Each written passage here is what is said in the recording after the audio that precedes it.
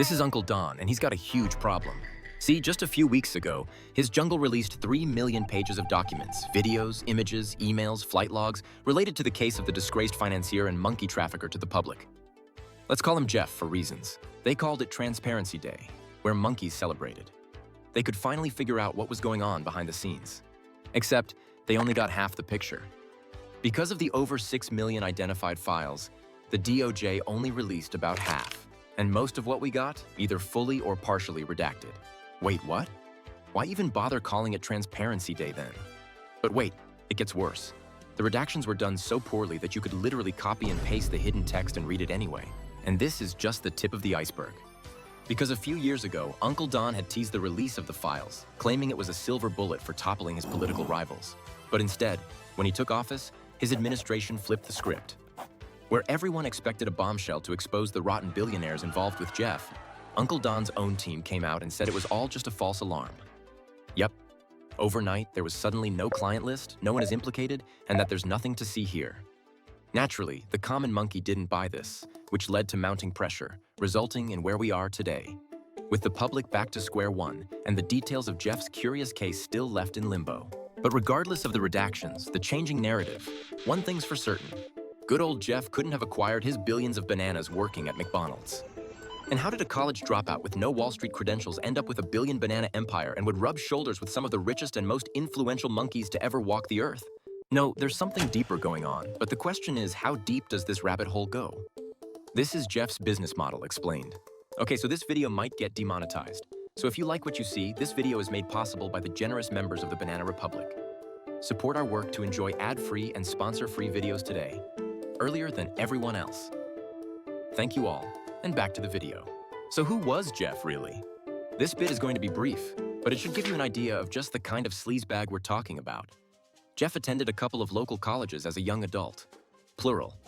Why? Because Jeff dropped out of both Cooper Union and NYU. No degree, no credentials, nothing. But that didn't stop him. He lied about having a degree and somehow talked his way into teaching math and physics at the Dalton School, one of the most elite prep schools in Manhattan. Predictably, the sham didn't last long. After 2 years of poor performance, Jeff got the boot. But before getting fired, Jeff met Alan Greenberg, the chairman of Bear Stearns, one of Wall Street's biggest investment banks. Greenberg helped Jeff land an entry-level job at Bear Stearns in 1976. And somehow, this college dropout with zero financial training became a partner in just 4 years. That's not just fast, that's suspiciously fast. But just 1 year after making partner, Jeff was abruptly let go. The official reasons? He lent bananas to a friend to buy stock. There were irregularities with his expense account. And oh yeah, rumors of an affair with a secretary. Because of course there is. Now here's the kicker.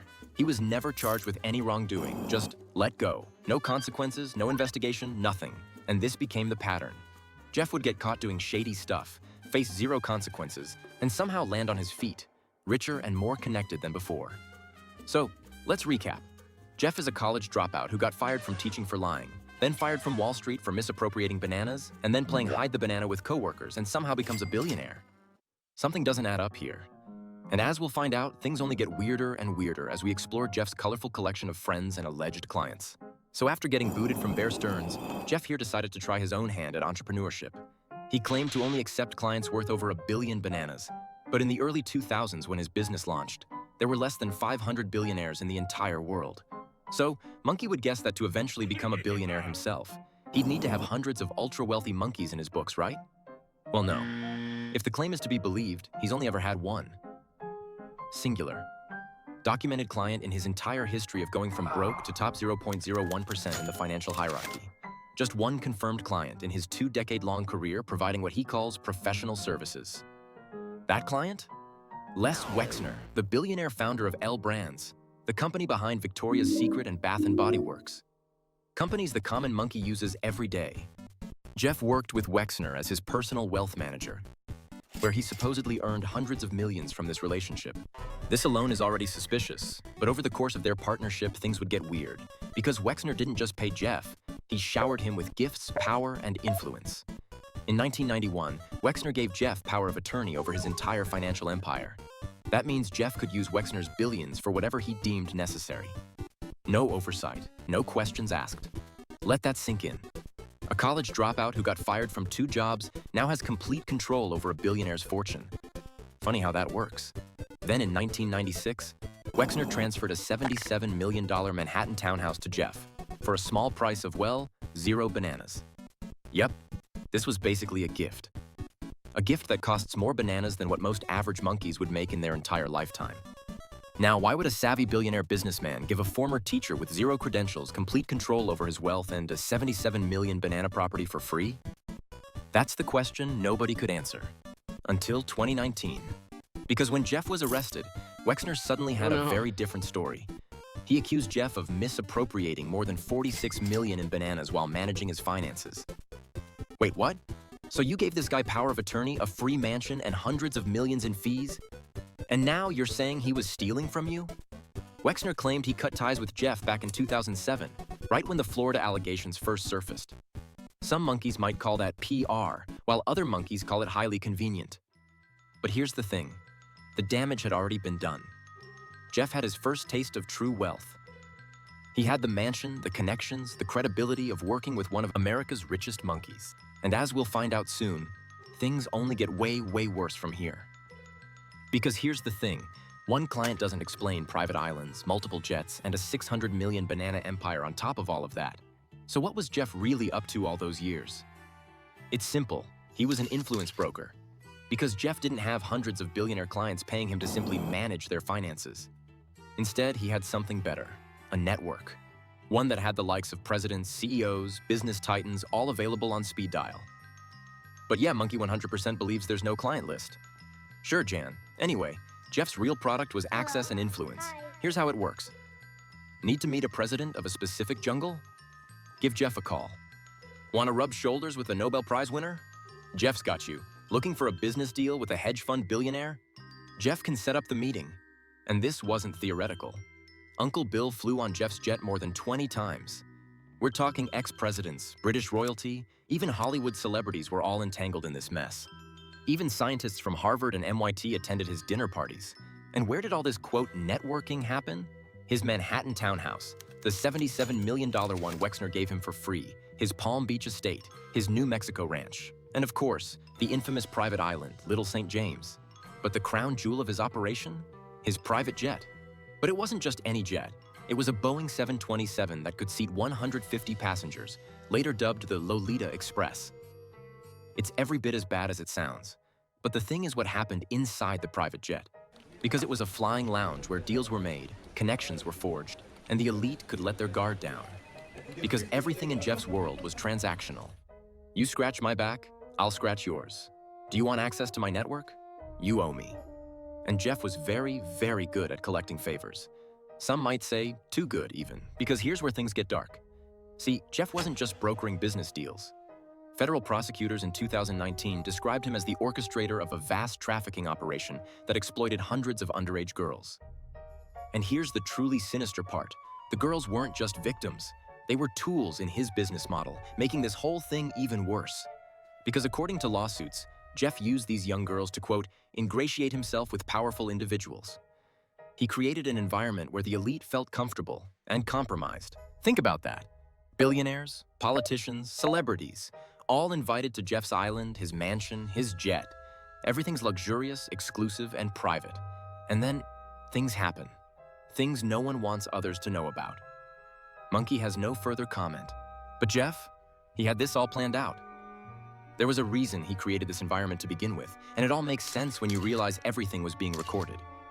Because in 2019, one of Jeff's victims testified in an interview that there were hidden cameras in the guest bedrooms of his Manhattan townhouse. Not just bedrooms, bathrooms too. Pinhole cameras, disguised as smoke detectors. These cameras would feed live footage to a dedicated surveillance room, monitored by staff around the clock. And soon, a lawsuit filed against Jeff's estate alleged that he used this surveillance to gather compromising information for blackmail. And suddenly, everything starts to make sense. Because, for example, why would billionaires pay Jeff hundreds of millions in bananas for tax advice? Why would billionaires continue their relationships with Jeff even after his 2008 conviction? If Monkey were a betting primate, it's clear. Because Jeff had something on them, something they didn't want the world to see. They had gone from customers to basically wealthy collateral. Make no mistake, This doesn't pardon the guests if they committed any crimes on Jeff's property. But back to topic. This ties it all together. The surveillance system wasn't a side operation. It was the operation. Jeff wasn't selling financial advice. He was selling access, collecting secrets, and building an insurance policy using the rich and powerful monkeys of the world as collateral to protect himself and his business. Look, the photos are everywhere. Jeff rubbing elbows with presidents, princes, billionaires. And while many billionaire monkeys are claiming innocence, monkeys gotta be clear that this should not spare them from probes and official investigations. Innocent until proven guilty still applies. However, guilty or not, just being in Jeff's orbit should be a career killer, because when a convicted trafficker has your name in their contact list, flight logs, or private island guestbook, you don't get a pass for simply not asking questions. The association alone does all the damage, and that's the final piece of the puzzle. Now that we know how Jeff made his fortune, we have an idea of why so many monkeys want this whole story buried. But unfortunately, we don't do that here.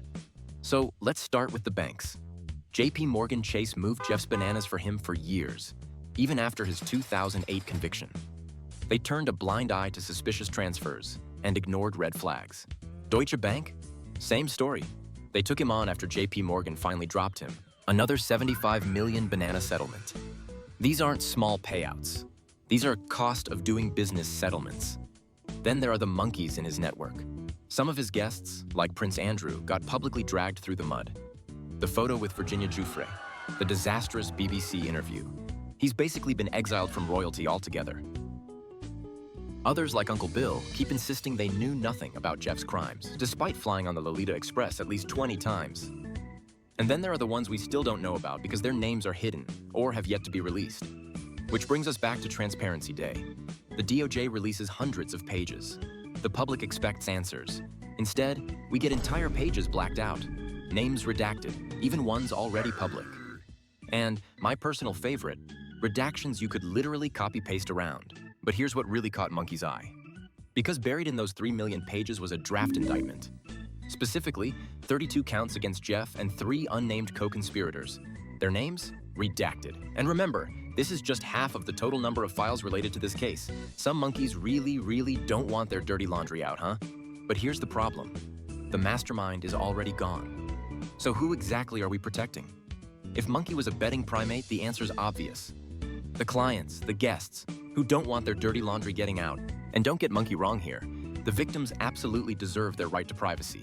But there has to be a better way to redact information than censoring hundreds, potentially thousands of pages entirely. Congress monkeys from both teams called out the DOJ for only releasing half the files, most of which heavily redacted, despite the Transparency Act demanding, well, full transparency. An act which, by the way, passed with near unanimous support. And that's something special, because this isn't a partisan issue. This is about power protecting power. In fact, some politician monkeys are now pushing the DOJ to release everything, starting with the House Oversight Committee, which issued a subpoena against the head of the DOJ, pressuring them to release all the files without redactions. In other words, the DOJ is now finding itself in legal hot water for how they handled this entire thing. And speaking of which, let's talk about the elephant in the room. Uncle Don. Now let's be crystal clear. Uncle Don has never been charged in connection with Jeff. No convictions or indictments. But still, this doesn't erase their well-documented friendship in the early 2000s, which Uncle Don years later abruptly dismissed, claiming he banned Jeff from his Mar-a-Lago estate. Weird. This is what monkey means. The sheer damage of being associated with Jeff has enough power to even compel the president of the most powerful jungle on the planet to go into crisis mode. Monkey is tired of this bullshit, but this should tell us all we need to know about how deep this truly goes. And just imagine, if these are the behaviors of those who are innocent as they claim, Monkey worries about the lengths those who are guilty would go to cover up the situation. Regardless, justice must prevail. For the hundreds of victims. For the public who has been demanding answers for years. So keep the pressure on. Speak to your local representatives, your Congress monkeys, your senators, or don't. It's a free jungle after all, right? But just remember, Monkey believes the truth shouldn't be a luxury reserved for the rich and powerful. Of course, this story is still developing. And with only half of the files being released to the public, no one really knows how this will play out. But we'll be covering this story again, that's for sure. But for now, the next time you see Jeff's face on the news, or when the next set of documents gets released, if they ever do, you'll know how he amassed his fortune. And more importantly, why so many are doing everything they can to cover it up. And for legal reasons, this entire video is satire and is about fictional monkeys in a make-believe jungle. Please do not sue Monkey. And a huge shout out to the Banana Republic for generously bankrolling and funding these videos. You're all truly wonderful. Thank you and see you in the next video.